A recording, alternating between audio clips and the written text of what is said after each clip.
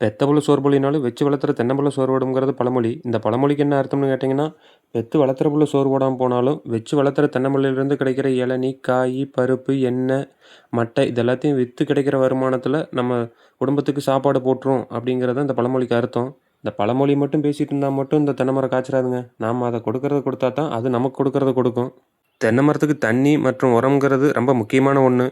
கடந்த 1 வாரத்துக்கு முன்னாடி நம்ம ஊர்ல நல்ல மழைங்க. ஆனா இந்த 1 வாரமாவே நல்ல வெயிலு. அதனால தென்னை மரம் பூரா நல்லாவே வாட ஆரம்பிச்சிருச்சு. அதனால தான் இன்னைக்கு காலையிலேயே மம்முட்டி தூக்கிட்டு வந்துட்டேனுங்க. சரி தண்ணி கட்டி விட்டுறலாம் அப்படின்ட்டு. நம்மளும் 1 வாரமா கண்டுக்காம விடங்காட்டி மட்டை, பாலை எல்லாமே தண்ணி போற வாய்க்கால்ல கிடந்ததுங்க. அதெல்லாம் எடுத்து ஓரமா போட்டு மழை கனமா பெஞ்சனால வரப்புகள்லாம் அரிச்சு அமிழ்ந்து கிடந்தது.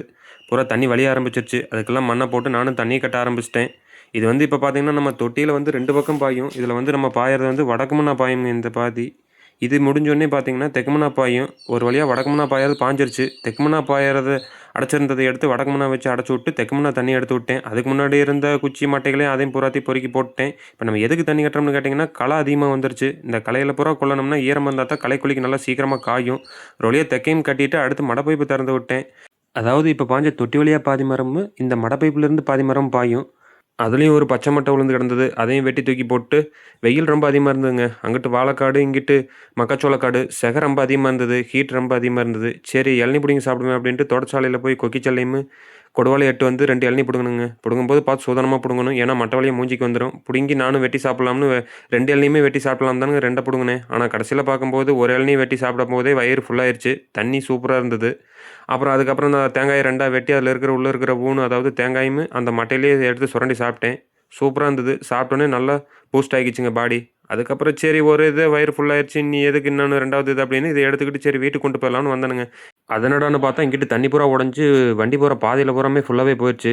காரணம் என்ன கேட்டீங்கன்னா, ஏற்கனவே பேஞ்ச மழையில அந்த இடத்துல உடைஞ்சிருக்கும் போல. தண்ணி பூராமே அதில போயிருச்சு. முன்னாடி மட்டையும் மறைச்சிருக்கு குறுக்க. அதில பூரா வெட்டி போட்டு முன்னாடி பைப்புகளுக்கு முன்னாடி இந்த தேங்காய் இதெல்லாம் இருந்ததுன்னா அடைச்சுன்னா தண்ணி மறுபடியும் அங்கிட்டு உடச்சிட்டு போயிரும்ட்டு எல்லாம் தள்ளி விட்டு போயிட்டேனுங்க. ஒரு வழியா தண்ணி பாய்ஞ்சு லாஸ்ட்டுக்கு வந்துருச்சு. இதுக்கு மேலே வர்ற தண்ணி பார்த்தீங்கன்னா, எப்படியுமே தண்ணியே நிப்பாட்டினாலும் 5 கன்னு 6 கன்னு பாயும். நான் என்ன பண்ணிட்டேன், அங்கிட்டு கொய்யா மரம், மாதுளங்கன்னு எல்லாமே இருந்தது. அங்கிட்டு எடுத்து விட்டேன். வர்ற தண்ணி அங்கே போய் பாய்ஞ்சுக்கிட்டும்னு. அங்கிட்டு தென்னை மரம் இருக்கு. இருந்தாலுமே பார்த்தீங்கன்னா, அதெல்லாம் வீடு செலவுக்கு தண்ணி எடுத்து வரும்போது அங்கிட்டு இருக்கிறது பாய்ஞ்சுக்கும். சரி பாய்ஞ்சு முடிச்சுட்டு சரி போய் மோட்டர் ஆஃப் பண்ணிடலாம் அப்படின்ட்டு கிளம்பும்போது தானுங்க மாதுளஞ்செடியில பார்த்தேன். மாதுளஞ்செடியில பழுத்த பழம் ஒண்ணு நல்லா வெடிச்சிருந்தது. அதை பிடுங்கிட்டு சரி மம்முட்டி கொண்டு போய் எப்பவும் போல நம்ம நெல்லிக்காய் மரத்தில வச்சுட்டு போலாம்ட்டு பார்க்கும்போது, நெல்லிக்காய் மரத்தில காய் ஃபுல்லா காய்ச்சிருந்ததுங்க. அதில நல்லா விளைஞ்ச காயா ஒரு 3, 4 காய் மட்டும் எனக்கு தேவையானத பிடுங்கிட்டு, சாப்பிட்டுக்கிட்டு அப்படியே நேரா கிணத்து மேடு போயிட்டேனுங்க. போய் அப்படியே ஸ்டார்டர் ஆஃப் பண்ணிட்டு, அந்த காயில புடுங்குன காயில சாப்பிட்டுக்கிட்டே அப்படியே நேரா வீட்டுக்கு கிளம்பிட்டேனுங்க.